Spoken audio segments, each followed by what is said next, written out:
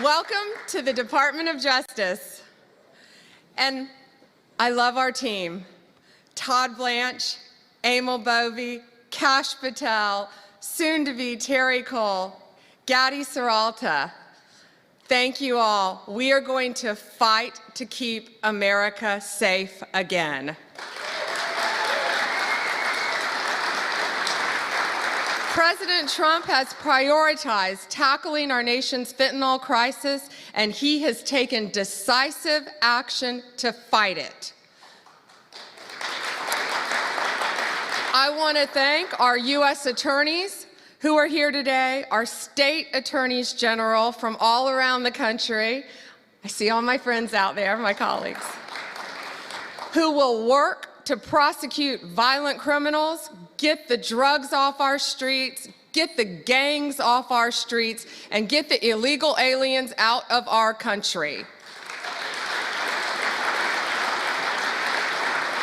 And thank you to all of our federal, state, and local law enforcement officers who are here today who keep us safe every day and night. Thank you to all of you.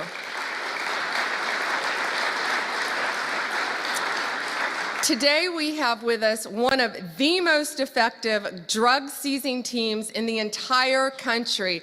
I said I wish I told them earlier, take them and put them in every major city in the country. Since January, they have saved millions of lives taking drugs and illegal weapons off the streets of Boston. And Todd, they asked us for more U.S. attorneys. I told them we're on it. Could you all please stand? This is Boston's DEA strike team. Thank you all.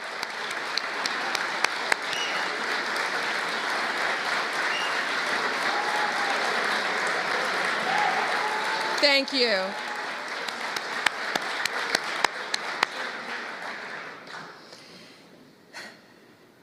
We also have two angel moms here today. Anne lost her son. He was 15. He thought he was taking a Percocet at school, and it was laced with fentanyl, and he was beautiful, and I'm so sorry. But all of these people in this room, thanks to the directive of Donald Trump, are going to keep our streets safe and protect our kids. Thank you for being here.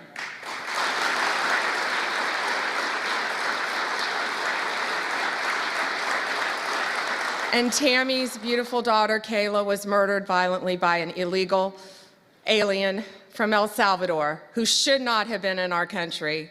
And thanks to Donald Trump, they will all be deported very soon, thanks to his work, Homeland Security, and I say the unsung hero, Stephen Miller.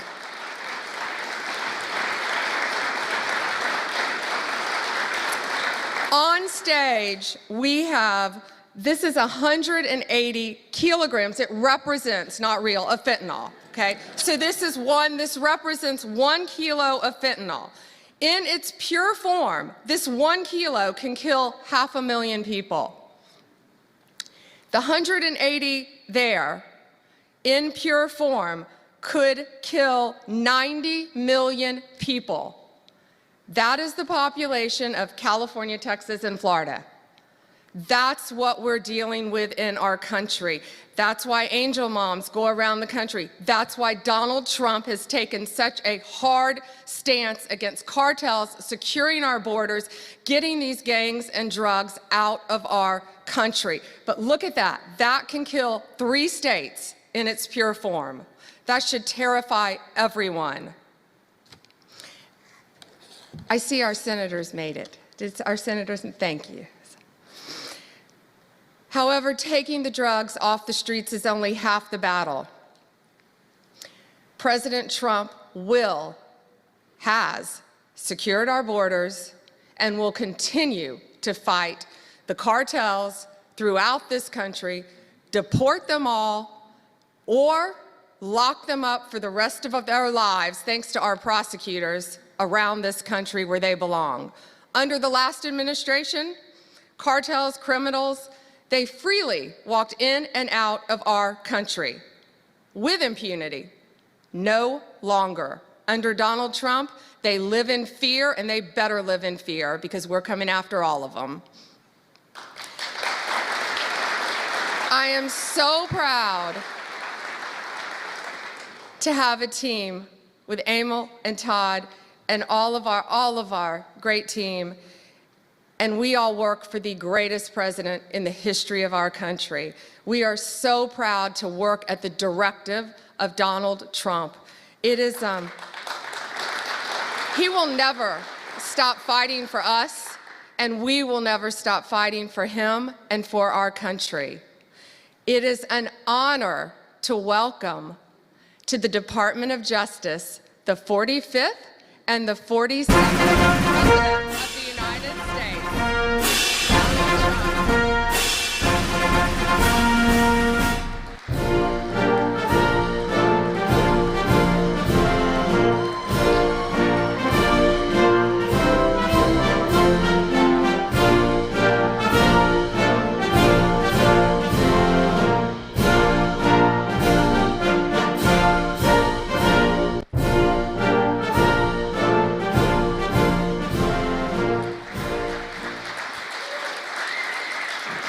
Well, thank you very much.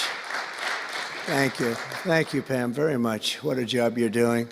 And it's a true honor to be with you today.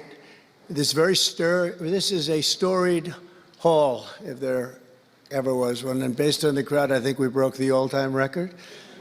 But as we begin a proud new chapter in the chronicles of American justice, this really is something. We're turning the page on 4 long years of corruption, weaponization, and surrender to violent criminals, and we're restoring fair, equal, and impartial justice under the constitutional rule of law. And you're the people that are doing it. Very, very proud of all of you. Under the Trump administration, the DOJ and the FBI will once again become the premier crime-fighting agencies on the face of the earth. People ask me, what am I going to do about law enforcement all the time? The fake news back there, they're asking me that all the time. What am I going to do? And when are you going to do it? And I answer them by saying I've already done most of it by appointing the people that I've appointed. They're sitting right here. They've done most of it. I don't do it, they do it. Right, Pam? I think, oh, you are so tough, they just don't know yet. Let me begin by congratulating the incredible people who will lead these historic reforms. And we start with somebody that you just saw, Pam Bondi. She's extraordinary, and I've known her very well for a long time.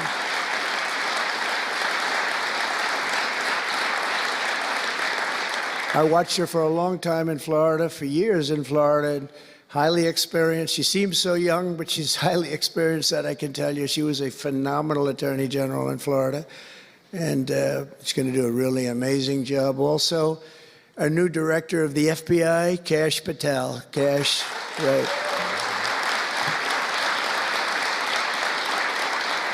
A man that I'm very proud of. I've known him and Emil for a long time under tremendous pressure. I saw these guys under some of the most corrupt judges it's not even imaginable how corrupt they were. And these guys never wilted. They were not shy. They fought. They weren't afraid, and they were brilliant. Deputy Attorney General Todd Blanche and Principal Associate Deputy Attorney Emil Beauvais. And thank you both very much. Right. Great people. They're great people. The Chief of Staff, who's so highly respected, Chad Mizell. Thank you, Chad. Chad? Yeah. Thank you, Chad. Our next administrator of the DEA, Terry Cole. Terry? Thank you, Terry. Good luck. Going to do great. Senior counsel to the Assistant Attorney General for Civil Rights. Boy, I've been watching him on television last couple of weeks. He is really a tough one, and he's a great one. Leo Terrell, you watch how good he's going to be. He's going to be so good. Thank you, Leo. Great guy. Assistant Attorney General of the Antitrust Division, who's got an incredible reputation. She'll do very, very well. Gail Slater. Thank you, Gail. Good luck. Great job. And we're joined by many, many great friends and terrific friends, and I won't be able to, too many to name, but some that I just see very quickly. General Flynn, thank you for being here. Here's a man who went through hell, by the way, and he shouldn't have. He's a patriot. He went through hell. We're also pleased to be joined by Senator Chuck Grassley and House Majority Whip. Where's Chuck? Hi, Chuck. House Majority Whip Tom Emmer. Tom, great job you're doing. Representative Guy Reschenthaler, one of the toughest names to say, but I got it perfectly, I think. And State Attorney General Ken Paxton, thank you very much. Thank you very much.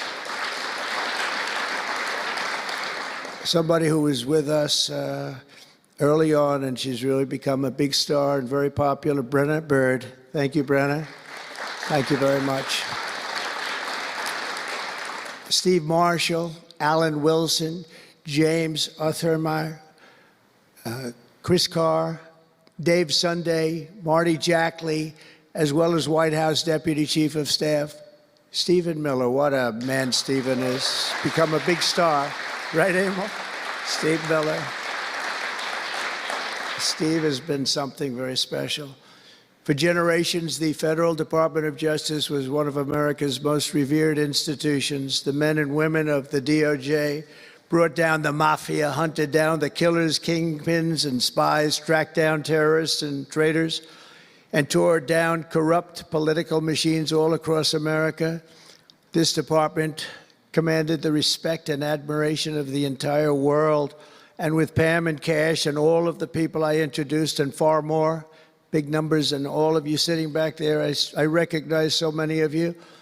But with you leading the way, it'll soon be the most admired and most respected of all. You're going to be more respected, and I really believe that there's also a lot of things to solve, a lot of problems to solve. But that's going to put you in the upper tier and maybe the top tier, and I believe that's going to happen. I'm so proud of the people in this room. But first, we must be honest about the lies and abuses that have occurred within these walls. Unfortunately, in recent years, a corrupt group of hacks and radicals within the ranks of the American government obliterated the trust and goodwill built up over generations. They weaponized the vast powers of our intelligence and law enforcement agencies to try and thwart the will of the American people. You remember the 51 intelligence agents that said, as an example, that Hunter Biden's laptop from hell came from Russia when they knew it came right from his bedroom. They knew that. It was a big lie, and they knew it so well. They spied on my campaign, launched one hoax and disinformation operation after another, broke the law on a colossal scale, persecuted my family, staff, and supporters, raided my home, Mar-a-Lago, and did everything within their power to prevent me from becoming the President of the United States. With the help of radicals like Mark Elias, Mark Pomerantz, and these are people that nobody's ever seen anything like it. So many others, but these are people that are bad people, really bad people. They tried to turn America into a corrupt, communist, and third world country. But in the end, the thugs failed and the truth won. Freedom won, justice won, democracy won, and above all, the American people won. There could be no more heinous betrayal of American values than to use the law to terrorize the innocent and reward the wicked. And that's what they were doing at a level that's never been seen before. And it's exactly what you saw with Joe Biden, Merrick Garland, and their cronies to do the building of the last 4 years. What they've ripped down is incalculable. But what you're going to build up is likewise something that will be breaking all sorts of records. They set loose violent criminals while targeting patriotic parents at school board meetings. They dropped charges against Antifa and Hamas supporters while labeling traditional Catholics as domestic terrorists. The Catholics We did very well with the Catholic vote, so I want to thank them for that. They imported, they really did, record numbers. I would say, what's with the Catholics? They're really after the Catholics, so I don't know. They were after a lot of people. Maybe they didn't even know why. They imported illegal alien murderers, drug dealers, and child predators from all over the world to come into our country while putting elderly Christians and pro-life activists on trial for singing hymns and for saying prayers. They went to jail for that. Our predecessors turned this Department of Justice into the Department of Injustice. But I stand before you today to declare that those days are over, and they are never going to come back. They're never coming back.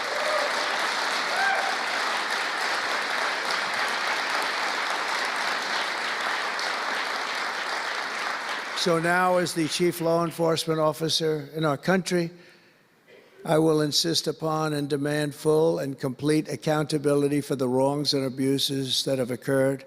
The American people have given us a mandate like few people thought possible. We won every single swing state. We won the popular vote by millions and millions of people. We won districts, 2,750. Think of that, 2,750 districts compared to 505. So we won it at levels that have, I don't believe, ever seen before. That's the one where you see the map of the United States and it's all red. Red for Republican, not for communist. Red for Republican. They would like it to turn red for communist, but it didn't work out that way. The American people have given us a mandate and really just a far-reaching investigation is what they are demanding into the corruption of our system. And that's exactly, I'm sure, what Pam and Cash and everyone else mentioned here and not mentioned is going to be doing. We will expel the rogue actors and corrupt forces from our government. We will expose and very much expose their egregious crimes and severe misconduct, of which was levels you've never seen anything like it. It's going to be legendary. It's going to also be legendary for the people that are able to seek it out and bring justice. We will restore the scales of justice in America, and we will ensure that such abuses never happen again in our country. And that's why on day one I signed an executive order banning all government censorship and directing the removal of every bureaucrat who conspired to attack free speech and many other things and values in America. My administration stripped the security clearances of the disgraced intelligence agents who lied about Hunter Biden's laptop from hell. We revoked the clearances of deranged Jack Smith, Alvin Bragg, Letitia James, and the crooked law firms that aided their partisan persecutions. And I went through it. These are state and city courts, and the corruption is unbelievable. We also terminated the clearances of the Biden crime family and Joe Biden himself. He didn't deserve it. In fact, he was essentially found guilty, but they said he was incompetent, and therefore let's not find him guilty, I guess. Nobody knows what that ruling was, but I didn't want any part of it. I think I would have rather been found guilty than what they found with him. They said he didn't know what the hell he was doing, and therefore he's let him go. I said, you know, I'd rather be convicted, Pam, I think, than that. That was not good. I said, please convict me, don't say that. I pardoned hundreds of political prisoners who had been grossly mistreated. We removed the senior FBI officials who misdirected resources to send SWAT teams after grandmothers and J6 hostages. And it was a great honor for me to fire, I will tell you this, a great honor to fire James Comey. A great, great honor. That was nothing. There was no better day. A lot of people said, oh, that's too bad you did that. And they said, that's going to be, and you know what? A year later, they said, that actually saved the administration, because the level of corrupt things that we learned after that turned out to be that they were doing, in fact, really bad things. He was a terrible person, did terrible things, and persecuted people, and all in the guise of being an angel, but he wasn't an angel. We created a brand new DOJ task force and anti-Christian bias, And under Director Patel, we're getting the FBI agents out of the headquarters in Washington, D.C., and back on the streets in pursuit of dangerous criminals where they belong and where they want to be. And, you have that big FBI building, and it's a very big building, and they were going to build an FBI headquarters 3 hours away in Maryland, a liberal state, but that has no bearing on what I'm about to say, but we're going to stop it. Not going to let that happen. We're going to build another big FBI building right where it is, which would have been the right place because the FBI and the DOJ have to be near each other. You can't that's one thing I did learn from this persecution. The FBI and the DOJ work together. Now, in my case, they work together for bad purposes, but they do. They were always together. So how can you have one that's 3 hours away? But one thing I said to Cash, well, we're going to get a great building built. It's going to be a magnificent building. He said, sir, we don't need that kind of room. I said, what do you mean? He said, I'm just going to take a old Department of Commerce building that's about 25% the size, and that's what I need. We're going to have the best staff that you've ever seen, and that's what I need. It's in a nice location, but I don't need that big building. Why don't you just sell the site to somebody? And we're going to be very happy. And they want to have far fewer people. But we also want to have them in D.C. And if for no other reason, we like having law enforcement walking the streets of our capital, because when the bad guys are out there and they see there's an FBI agent, that's the ultimate in law enforcement. And they're not going to be acting so bad. We're cleaning up our city. We're cleaning up this great capital. And we're not going to have crime, and we're not going to stand for crime.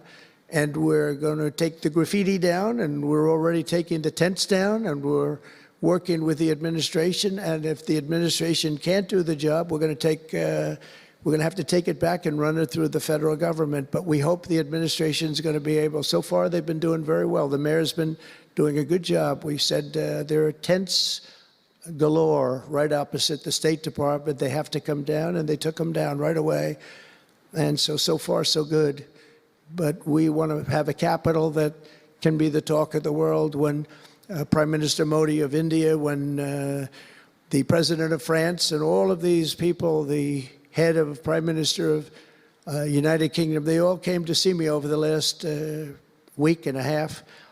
And when they come in, I had the route run. I didn't want to have them see tents. I didn't want to have them see graffiti. I didn't want to have them see broken barriers and potholes in the roads, and we had it looking beautiful. And we're going to do that for the city. And we're going to have a crime-free capital. When people come here, they're not going to be mugged or shot or raped. They're going to have a crime-free capital again. It's going to be cleaner and better and safer than it ever was, and it's not going to take us too long. There's a new phenomena that is taking place where these violent, vicious lawyers that we have all over, they play the ref. You know what playing the ref is? Like the great Bobby Knight basketball coach. He'd scream and scream at the ref. He'd scream. I watched it. By the way, I love Bobby Knight because he endorsed me. And having Bobby Knight's endorsement in Indiana was an extremely good thing. A friend of mine said I was running in Indiana at the time. This was early on, 2016. And I was doing great, but friend came up and said, you know Bobby Knight? I said, no, I don't, but I hear he was a tough cookie. He said, not only tough, he was beyond tough, but he's the most popular guy you can imagine. It turned out he wanted to endorse me. He called me about 2 years before. He said, sir, I'd like to endorse you. I said, is this really Bobby Knight? I said, it's me. I could tell it was Bobby Knight. He had been known for throwing the chair across the court and slapping a player. Can't do things like that, right? And the man that came in fired him. He was a new administrator for the college. That guy didn't last very long. They were like 14-0, and they fired Coach Knight. That was not good, but he had a little chip in his shoulder. But he loved Trump, and he came in, and he said, I'd love to endorse you. He said, if you ever run, please call me. So he said, you know Bobby Knight? I said, well, I don't know him, but he called me a couple of years ago. It was an amazing phenomenon. I took his number, and on each side of my desk in New York, I had stacks of paper, like nice and neat, but about 2 feet high each. And I said, you know, I wrote his number down and I put it here 2 years ago. And I said, let me see if I can find it. It was almost like a miracle. I had other miracles that happened too. My ear is still throbbing. That was a miracle. That was a miracle also, wasn't it? That was a miracle also. How are you? Thank you. Thank you, Leo. Thank you. Thank you, my man. That was a miracle. Anyway, okay, that's it. That's very nice. Thank you. But so he said, Bobby Knight. So I said, you know, I put his name down and I wrote it down. It's in one of these stacks. I lifted up. There would have to be 2,000 to 3,000 pages in each stack. I lifted it up, the first one, had no idea. And there was his name on a little card, Bobby Knight with his number. It was like incredible. I tell that story all the time. And I called him and dialed a number. He said, I've been waiting for you to call. And he went out and he made a speech for me in a packed arena in Indiana, and it was over. It was over. He was a tough guy. He actually went a little far, you know. If you remember, he made a great speech because he was actually a motivational type guy, to put it mildly. But he left the stage, and then I'm talking, and he walks back onto the stage. I said, uh-oh, this is trouble. Why is he coming back? He was a big guy, too. Why is he coming back? He said, may I say a few more words? I said, yeah, go ahead, Bobby, say a few more words, a little different. And he said, and let me tell you something about this guy, Trump. This guy, if he has to, will use the nuclear weapons that we have. He will use he has no fear. He's going to use, and that's the kind of guy. And he walked off the stage. I said, I think I'm in big trouble, Pam. That was not good, but it worked out okay. In the meantime, we won the state in a landslide, and it was great, and it was just an amazing period of time. But this is the most amazing period of time. I think this is more amazing. What's taken place has been more amazing. I think it's more consequential, and if we do the job, you know, one of the big media outlets said what we did was the most consequential election in the last 129 years. Well, if we do the job that we're all capable of doing, I think it's going to prove to be that and then some, and that's what we want to do. We have a real big shot at making this country so great, so great. What happened to our country was so sad. What they've done in 4 years to our country with the borders, with Afghanistan, the most embarrassing period of time, allowing the Russian situation, it was never going to happen, with Ukraine. Allowing October 7th to happen would have never happened, because under me, Iran was totally broke. They had no money. They weren't giving any money to Hamas or Hezbollah. It was totally broke. But allowing inflation, look at what inflation's done to people, been so devastating. And now you see that, by the way, price of eggs is down 35% in the last week and a half. We're doing a good job. Brooke is doing a good job. Brooke Rollins and everybody.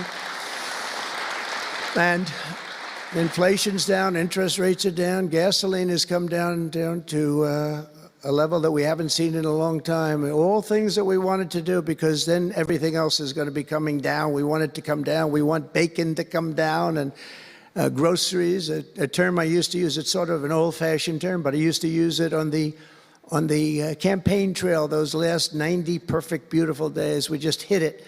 And I want to thank Susie. You have done a great job, Susie Wiles. Great job, Susan. A big magazine just named her the most powerful woman in the world, and that's okay with me. She is the most powerful woman. You think about it, John, right? The most powerful woman in the world, but she's great. And we had a great 90 days. It was a perfect 90 days, and it was a great result, but we want to put that result to good use by doing a phenomenal job. And I want to tell you that Todd and Emil know this very well. We had an amazing judge in Florida, and her name is Eileen Cannon, and I didn't know her. I still don't know her. I don't believe I ever spoke to her, even during the trial, but I did appoint her, federal judge, and these fake lawyers, these horrible human beings, were hitting her so hard, public relations-wise. They were playing the ref. I don't think it's legal. I don't think it's legal. They might as well go out and just shout it in a courthouse. They were saying she was slow, she wasn't smart, she was totally biased, she loved Trump. I didn't know her, other than I saw her the couple of days that I was in court, and I thought her decorum was amazing. Anything bad they could say, though, they were saying about her, it was whatever they could say bad about a human being, all made up. Because actually she was brilliant. She moved quickly. She was the absolute model of what a judge should be. And she was strong and tough. And how do you get them to stop if you're a judge? How do you get them to stop with the playing the ref? Bobby Knight would play the ref. That's why I brought up the Bobby Knight story. He would play the ref. He'd scream at the ref. He'd scream so hard. Oh, boy, it was terrible, actually. And the people would come up, his assistant coaches would come up to players. Coach, don't do that. Don't do it. He said he's not going to change his tune, coach. He called it. He's not changing. I don't care. And he's screaming. That's when he threw the chair. He starts going crazy. And he said, no, he's not going to change this time, but he's going to change for the next play. And sure as hell he did. You know, Bobby, by the way, had the last undefeated team in basketball. And relatively speaking, you know, he had a team. He always had a team. He never had that. Well, he had a couple of great players, obviously, some top NBA players, but very few relatively. He had a team, but he won the national championship 3 times, but he had the last undefeated team in basketball. And he would play the ref, and he would scream at him. He knew exactly what he was doing. They're doing the same thing. He said, no, he's not going to change now, but he's going to change for the next one. That's what he wanted to do. He wanted to scare the hell. They wanted to scare the hell out of the judges, and they do it. And how do you stop it if you're a judge? Because you want to go home, you have a family, you have children, and the New York Times will write whatever these people say, and the Washington Post, and the Wall Street Journal, and MSDNC, and the fake news CNN, and ABC, CBS, and NBC, and they'll write whatever they say. And what do you do to get rid of it? You convict Trump. All you have to do is be really tough on him and ultimately convict him, and they leave you alone. It's totally illegal what they do. I just hope you can all watch for it, but it's totally illegal. And it was so unfair what they were doing to her. But they do it all the time with judges. But in her case, she was very courageous, and it only made her angry. Wouldn't you say? It just made her angry. She didn't like it. A lot of them say, oh, please don't say that about me. My family, what's my husband going to say? What's my wife going to say, or my kids? Please don't say that. And it had absolutely no impact on her in the case against me, which was a case, I will not use a bad word. I promised my wife I would never use a bad word, so just a little bad. The case against me was bullshit. And she correctly dismissed it. She correctly. Look at Emil, he's looking. He said, that's interesting. But these 2 guys were warriors. You got a warrior here. You got 2 warriors, I can tell you that. You got a whole bunch of them. But, and they wouldn't quit. They wouldn't take no for an answer. They just wouldn't quit. These 2 people right up here, and some others that are involved with it indirectly. And what the lawyers do is they're doing it to the Supreme Court justices, hoping that they'll be overcome by the horrible things they say about them. They say things about Supreme Court justices and judges that are just horrible. They're playing the ref. Remember the way they treated Justice Thomas and Justice Alito and Justice Kavanaugh, Justice Gorsuch.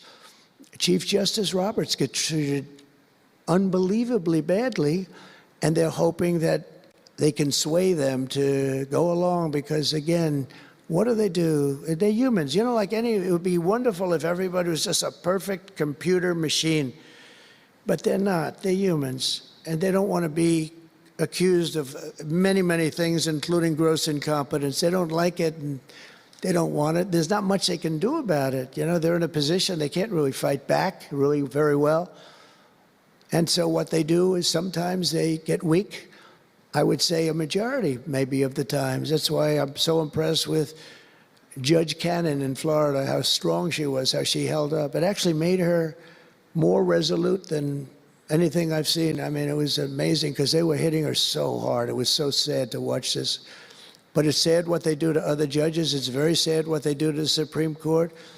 And a lot of the judges that I had, if you look at them, they take tremendous abuse in the New York Times and the Washington Post, all of the different networks. They take such abuse, And honestly, very simply, they're afraid of bad publicity. They don't want bad publicity. And it's truly interference, in my opinion, and it should be illegal, and it probably is illegal in some form. There's no difference than speaking to a judge or shouting to a judge or doing whatever you have to do in a courthouse. They're doing it behind the back. They're usually doing it anonymously. They're saying anonymously, off the record, the judge is no good, but everybody knows where it's coming from. And it's totally coordinated. It's a campaign, and it's by the same scum that you have been dealing with for years, like guys like Andrew Weissman, deranged Jack Smith. There's a guy named Norm Eisen. I don't even know what he looks like. His name is Norm Eisen of Crew. He's been after me for 9 years. Now, Crew is a charitable organization. And the reason I'm saying this, Todd, is I'm only going to get one chance to say this. But these are bad people. I don't know who he is. I don't know what he looks like. But everything I read is Norm Eisen of Crew. And Crew is a charitable organization. And that's a political thing. His sole life is to get Donald Trump. And he's been vicious and violent, and he's trying, and he probably had pretty good success over the years. But with me, how did he do? I think I'm president. Am I here because I'm president? But we had to take all of that abuse. Even during the trials, we had to take tremendous abuse. Like, you know, these wonderful guys, they're not legitimate people. They're horrible people. They're scum. And you have to know that. And you're going to have these cases where you can't allow yourselves to be deflected. You just can't let it happen. You have such a higher calling. And I believe that CNN and MSDNC, who literally write 97.6% bad about me, are political arms of the Democrat Party. And in my opinion, they're really corrupt and they're illegal. What they do is illegal. It makes no difference how big a victory I had. I can have the biggest victory in history. It makes no difference what kind of a failure the other side has. These people are going to go after me. And I said it during the other night, during the big speech on Tuesday night. I said about Democrats, and I don't like that. I have great respect, by the way, for what Schumer did today. He went out and he said that I'm going to have to vote with the Republicans because it's the right thing to do. I couldn't believe what I heard. But, you know, I think he's going to get some credit for it. I think. Let's see what happens tonight with the big vote as it comes. But these networks and these newspapers are really no different than a highly paid political operative. And it has to stop. It has to be illegal. It's influencing judges, and it's really changing law, and it just cannot be legal. I don't believe it's legal. And they do it in total coordination with each other. And everything we do, we're restoring law, restoring order, and restoring public safety in America. That's what we want to do. And we're bringing honor and integrity and accountability back to the highest levels of the FBI, DOJ, and throughout our government.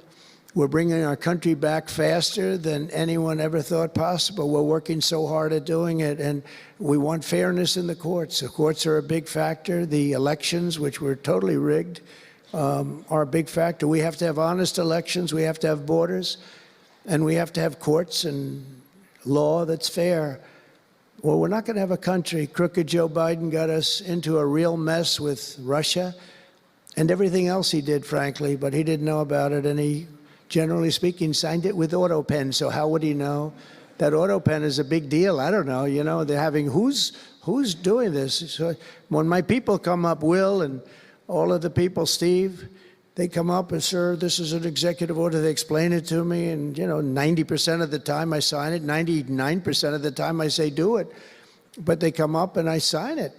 But you don't use AutoPen. It's number one, it's disrespectful to the office. Number two, maybe it's not even valid because, you know, who's getting him to sign? He had no idea what the hell he was doing. If he did, all of these bad things wouldn't be happening right now.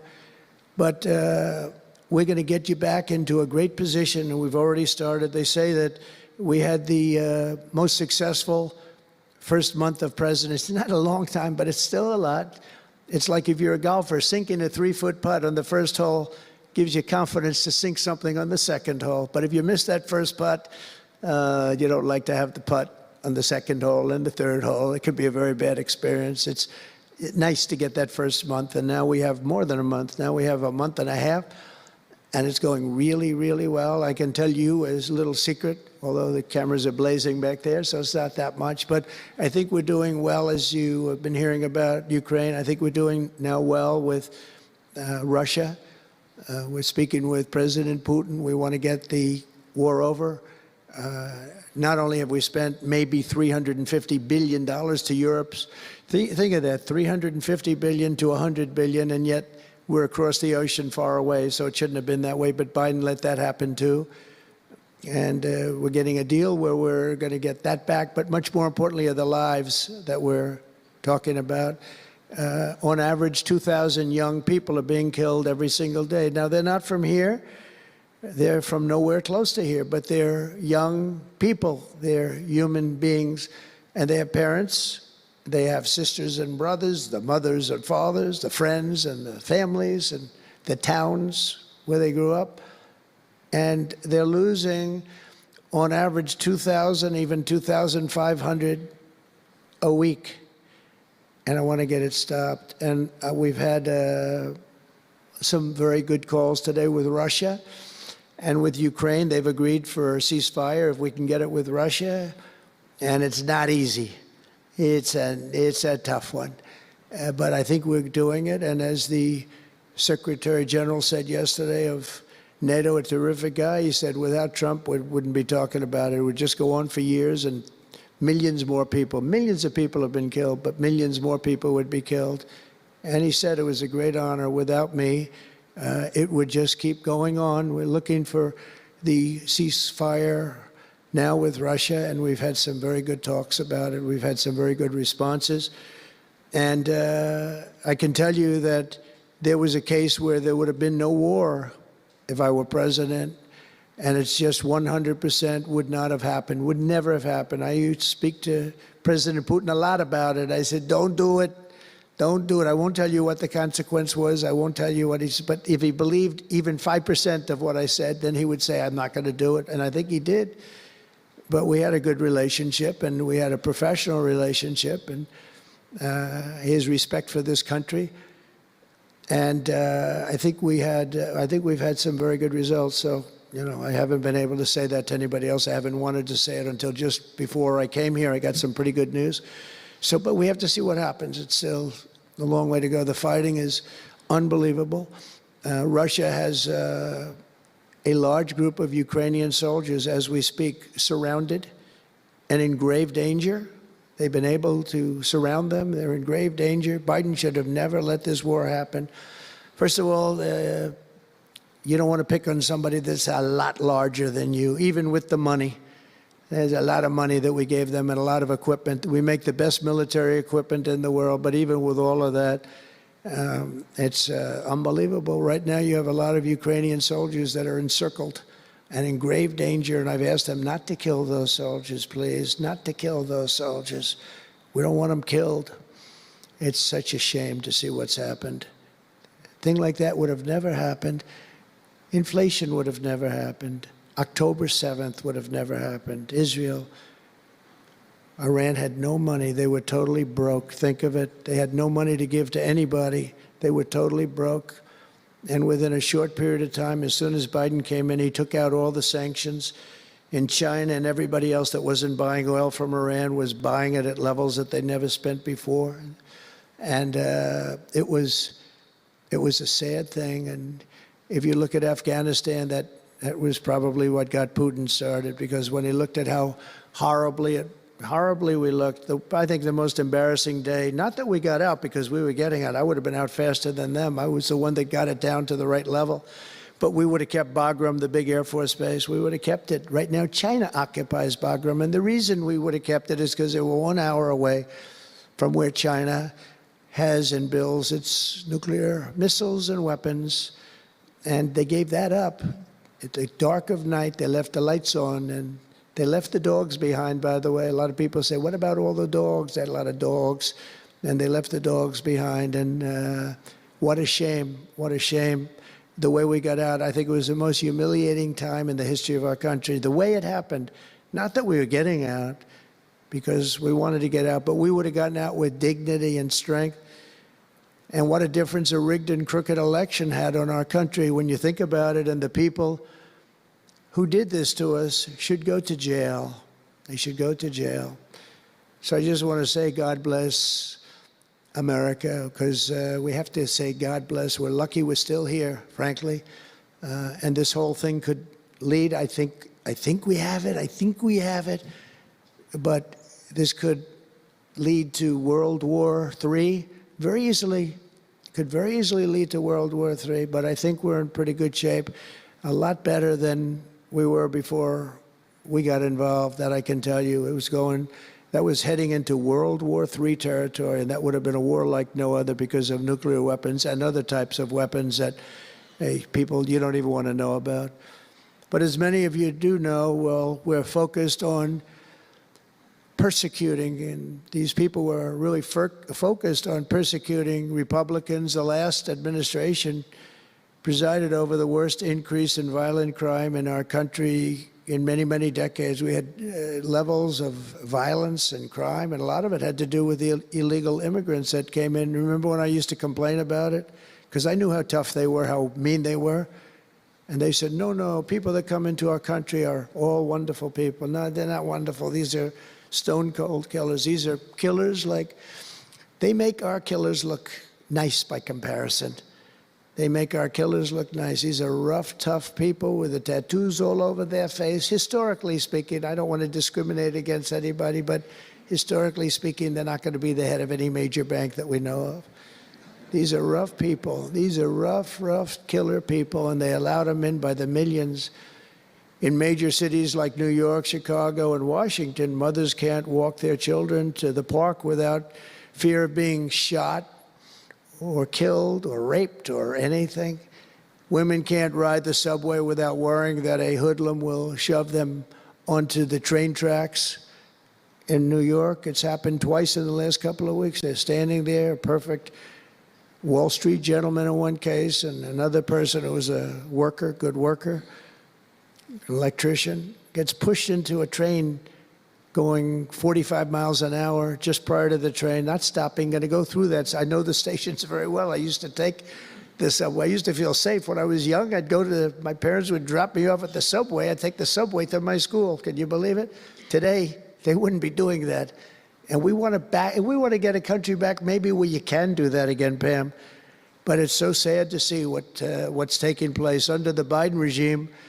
Average monthly homicides increased by 14%. Property crime rose tremendously. Violent crime went up at least 37% that they know of. Rape soared by 42%. Car theft rose by 48%. And robberies surged to 63 to 100%. They don't even know what the number is. And I have no higher mission as President of the United States than to end this killing and stop this law-breaking and to making America safe again. And that's what you're all about in this room. We want to protect Americans, and we protect everybody that's in our country, American or not American. We want to have a safe and proud country. We're joined today by dozens of police officers, sheriffs and sheriff's deputies from all across the country. My message to these law enforcement heroes is simple. With me in the White House, you once again have a president who will always have your back, will always have your back.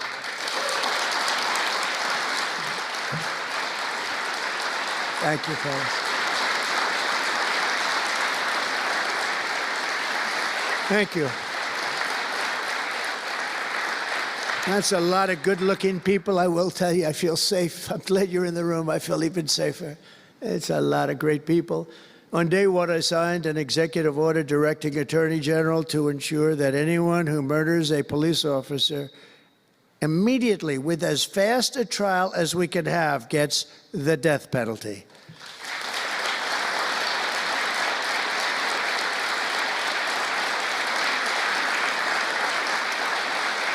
And last month, I fired all the radical left pro-crime U.S. attorneys appointed by Joe Biden. There were so many that were bad. And I know there were some that were probably very good, but there were so many that were so bad and so evil, so corrupt.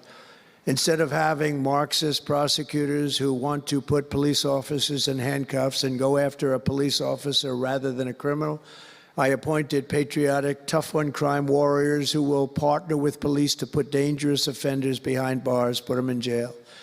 We're fully reviving 1033 program to provide state and local law enforcement with surplus military equipment, that we have so much of it. I did it in my last administration, and I remember Obama wouldn't do it. He wouldn't do it before me, would not do it, because he thought it made them look too strong, too military. I said, no, that's what I want them to look like. I want them to look strong.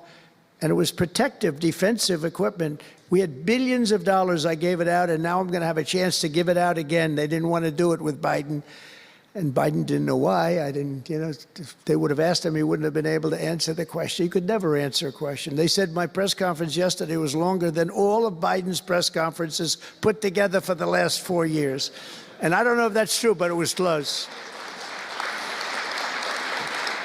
And perhaps most importantly, we're securing our border and repelling the invasion of America. We have, you see the numbers have come down. So, and Tom Homan and Christie have been incredible. Christie Noem, secretary, she's done great. And Tom Homan is, I don't know if Tom Homan's here, but wherever he may be, I think he's chasing people out of our country. If he was here, I'd almost be disappointed. What are you doing, Tom?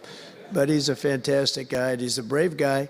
Over the past 4 years, other countries emptied out their prisons and jails, mental institutions, and insane asylums, and sent the killers, drug smugglers, and bloodthirsty inmates from the filthiest dungeons of the world straight into the USA. An open border. We had an open border policy. Anybody could come in, no matter what you were, no matter where you came from, no matter what you looked like, no matter what you were doing, no matter what you did, no matter how many people you murdered, you could come right into our country. We have murderers right now walking the streets. We're joined today by Tammy Nobles, whose 20-year-old daughter, Kayla, was attacked in her home 3 years ago, horrifically assaulted and strangled to death by an illegal alien MS-13 monster set loose into our country under the open border Biden regime. Kayla was one of countless American victims ripped away from their families by the open border policies of that administration. And we're also joined by Kayla's stepfather, Jeremiah, and several other courageous angel families here today. And I'd love you to all just stand up and take a bow, because you are incredible people. Please. Thank you.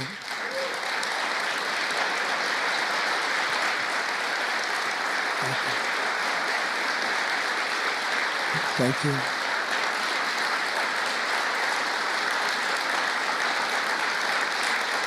Thank you very much. Thank you.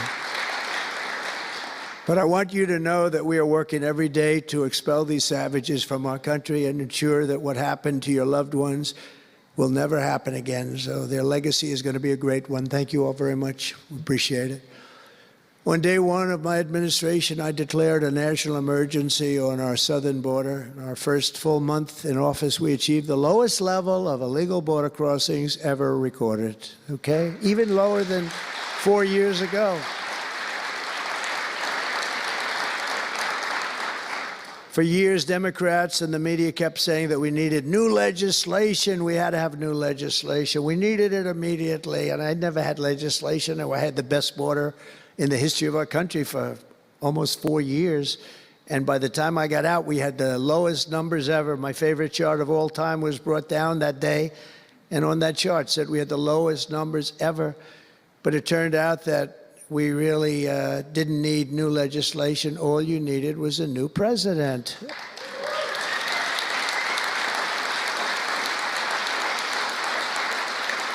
And I said that the other night. That's all you needed was a new president saying, close the borders, because the Border Patrol is unbelievable, ICE is unbelievable, and all of our law enforcement is just incredible. All of you guys are amazing, and the people of our country respect you and they love you. And a lot of times you don't hear that because you have to listen to the fake news back there, but they have great respect for you. So I just want you to know that. And you know, that includes our fire departments too. They don't get spoken about enough. You know, they go into some of the areas I read where they're shooting them off ladders. Can you believe it? They go up to put out a fire, Leo, and they go and they shoot them off a ladder. It's just unbelievable. These firemen and women are incredible. So I want to put them in the same category because they're just incredible. I also like that the fact they voted for me like at 94%. So I have to mention them. I have no choice, right? But the truth is they're phenomenal people. The law enforcement, fire, everybody, they're phenomenal. Basically first responders, because that's what they are. They're first responders. And we're ending the migrant occupation of America. And what we're doing now is we're liberating our cities and our suburbs and our towns. And you see a big difference. I'm getting calls all the time from even leaders of other countries saying, sir, the whole world feels liberated now. It feels like there's a light over America, but there's a light over the whole world. I hear that so much. It's so nice to hear, too. And I feel it. I mean, I feel it. I look at it. I see the polls. I don't know if the polls are right, but they're certainly very good. I'll take them right now. It's amazing what's taken place in such a short period of time, really 6 weeks, but it's longer than that. It's really November 5th. I think that hopefully will go down, if you do your job great, it'll go down as the most important day, one of them at least in the history of our country. You know, July 4th was pretty, 1776, it was pretty important too. But let's see if we can top it. Can we top it? I don't know. That's a tough one, but we're going to try. But it will be one of the most important days in the history of our country. So I think, and I think everybody in this room wants that to happen. Last month, we officially designated MS-13 and Tren de Aragua. That's the Venezuelan gang, the toughest gang, they say, in the world, and the Mexican drug cartels as foreign terrorist organizations. That's a big deal. Nobody wanted to do that in the past.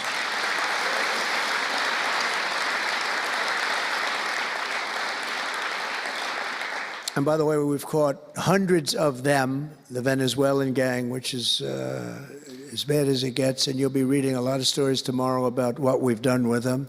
And you'll be very impressed, and you'll feel a lot safer, too, because they are a vicious group. They went into Colorado. They took over areas of Colorado. They sort of were like me. They were in the real estate business, but they didn't go out and get financing. They just took over a building and kept it. And they said to the tenants, get the hell out of here. One man called the police, and they cut off his fingers. And they say, you call again, your other fingers, and you call a third time, and you're dead. These are tough people and bad people, and we're getting them out of our country. And some are so bad, we don't want to get them out. We have to put them in jail because we don't want to even take a chance that they can come back. Thanks to our efforts, Mexico recently handed over 29 of the biggest cartel leaders, including the depraved kingpin charged with the 1985 murder of DE agent Kiki Camarena. And that was a big deal, if you know. They've been looking for this person for years, many years, and we got him. This evil killer will be now prosecuted to the fullest extent of the law. And we know that, well, it's, let's put it this way, I have to be nice. It's a very strong case. We're stopping the criminals pouring across our borders at record levels, and we're also stopping the massive quantities of deadly drugs. In 2023 alone, drug overdoses killed more Americans in 12 months than they did during the entire decade between 1980 and 1990, so 10 times more, but it's much higher than that. More Americans died from fentanyl last year than died in the Korean War, or the Iraq War, the Afghanistan War, all of them combined. That's why I've placed large tariffs on Mexico, Canada, and China, and they will remain in place until these deadly poisons stop pouring into our country. And I will tell you, as soon as I put on the tariffs on Mexico, Canada, and China, unbelievable results have been seen in the last few weeks. Unbelievable results. They weren't happy about it. You probably read they weren't happy, but they are working like hell to end it. They weren't working very hard before I did that. With us today is a brave mother and advocate, Ann Fundner, who lost her beautiful 15-year-old son, Weston, to fentanyl. And Ann, if you would, I'd like to ask you to come up and say a few words, please. Thank you.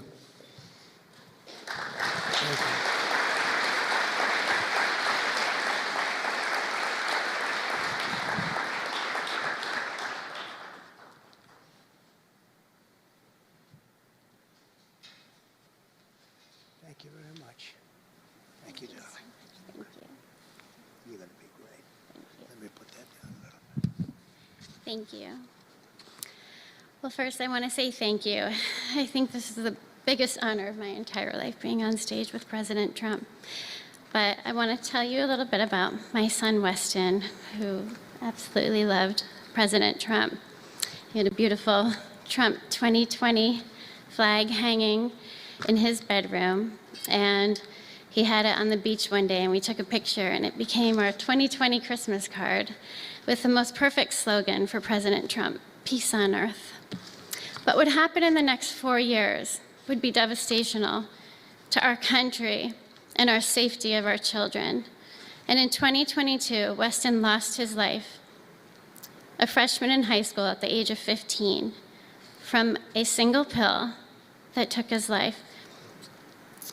The cartels were allowed to operate on American soil and took hundreds of thousands of American lives. And so we knew there was only one person that could save us from the devastation on our American soil, and that was President Trump. And so in 2024, we did the best thing that we could do to keep America safe again, and we elected President Donald J. Trump.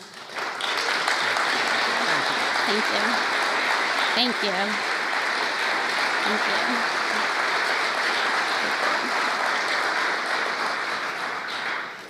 Thank you. And he's done everything that he has promised. We have a 98% decrease in border crossings. And he has labeled the terrorist cartels terrorist organizations. And he has instilled tariffs because there is no price on human life. And so I feel like I can speak for the entire fentanyl fighting community when I say thank you to President Trump, and thank you to Pam Bondi and everyone out here who is fighting this fight. God bless you. God bless you, President Trump. And God bless America. Thanks. He's up watching you. He's up there watching you. And he's so proud of Mom.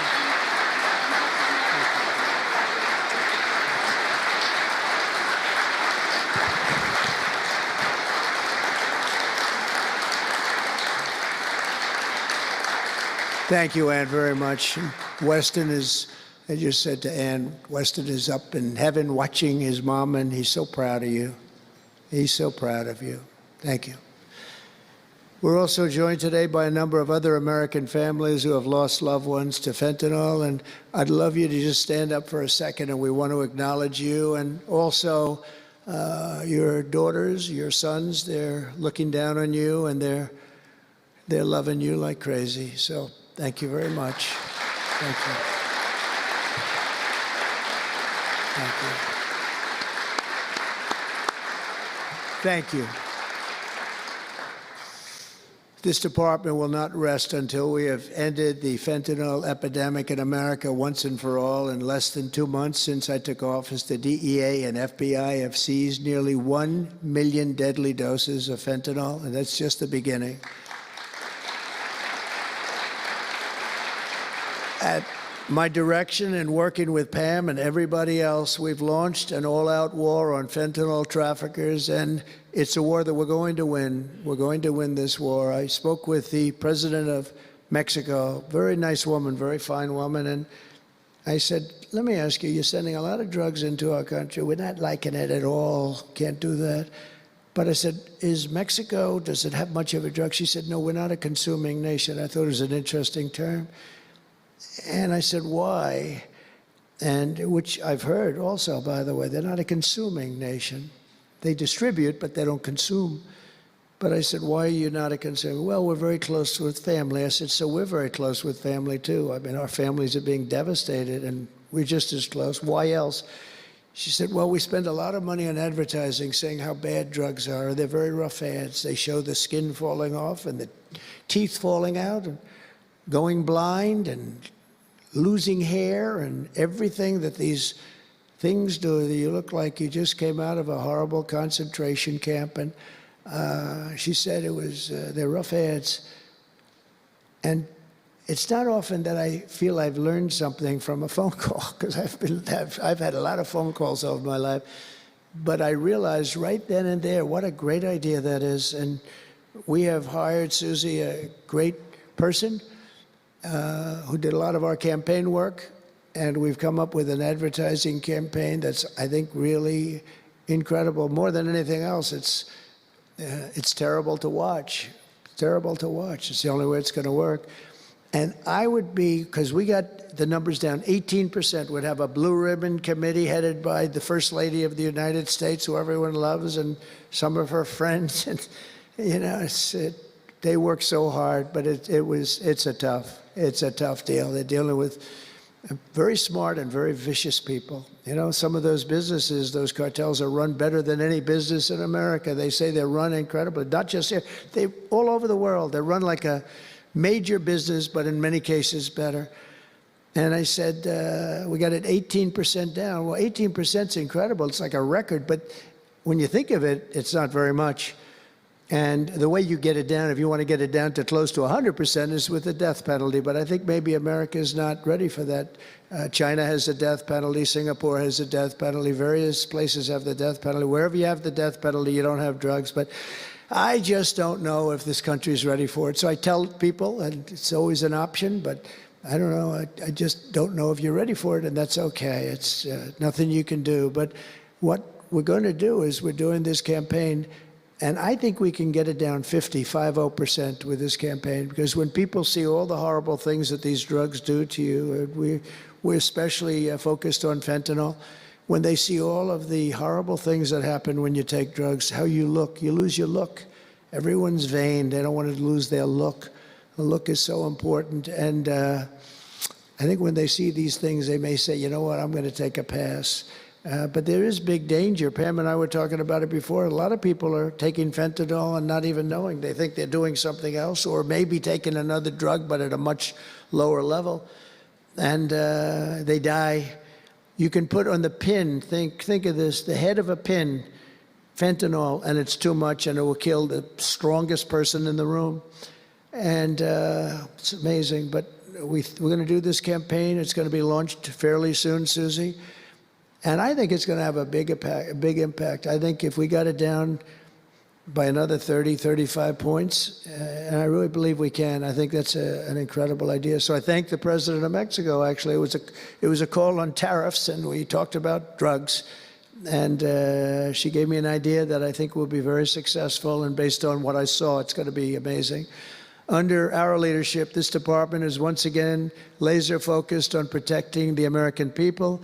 We're defending our borders, our streets, our children, and our good, really God-given, this is God-given rights and liberties once and for all. We're going to defend our country, and we're going to defend our rights.